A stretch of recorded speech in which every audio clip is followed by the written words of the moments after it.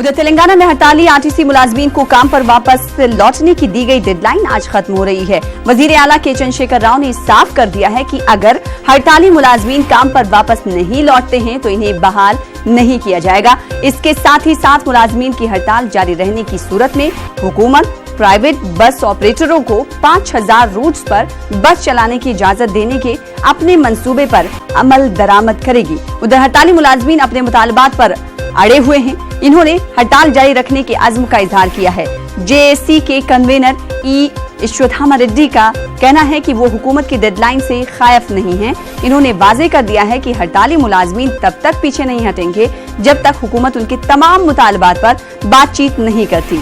TSRTC मजदूर union का मानना है कि आरटीसी की निजीकारी से मुलाजमीन और कॉरपोरेशन पर बुरे असरात मुरत्तब होंगे। ख्याल रहे कि मुलाजमीन आरटीसी की हुकूमत में इंजमाम समेत 26 मांगों को लेकर 5 अक्टूबर से हड़ताल पर हैं। इस दौरान अब तक 4 मुलाजमीन खुदकुशी कर चुके हैं, जबकि 8 की मौत दिल का दौरा पड़ने की वजह से हो चुकी है। इस मामले पर हाई कोर्ट में सुनवाई भी हो चुकी है।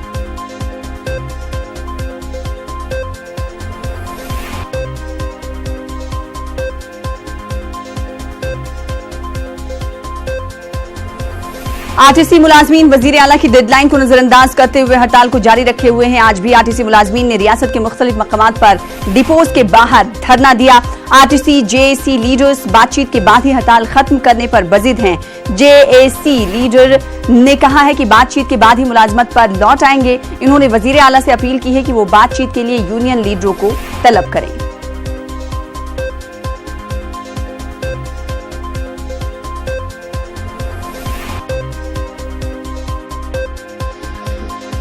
ముఖ్యమంత్రి గారికి మేము మరొకసారి విన్నవిస్తున్నాం, ఏదైతే మీరు 5వ తారీఖు నాడు జైలు కావాలి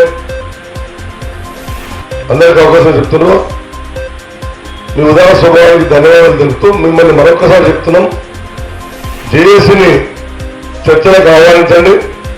మరి 26 డిమాండ్లు సాధ్యాసాధ్యాలను పరిశీలిద్దాం, మాట్లాడుకుందాం. చర్చల ద్వారా సమస్య పరిష్కారం కావాలని కార్మిక వర్గం బలమైన అభిప్రాయపడ్డది. దయచేసి చర్చల ప్రక్రియ స్టార్ట్ చేయండి. మేము చర్చలు రావడానికి సిద్ధంగా ఉన్నాం. ఏదైనా డిమాండ్ ఇబ్బంది ఉంటే మేము గివ్ అప్ చేసుకోవడానికి మేము సిద్ధంగా ఉన్నాం.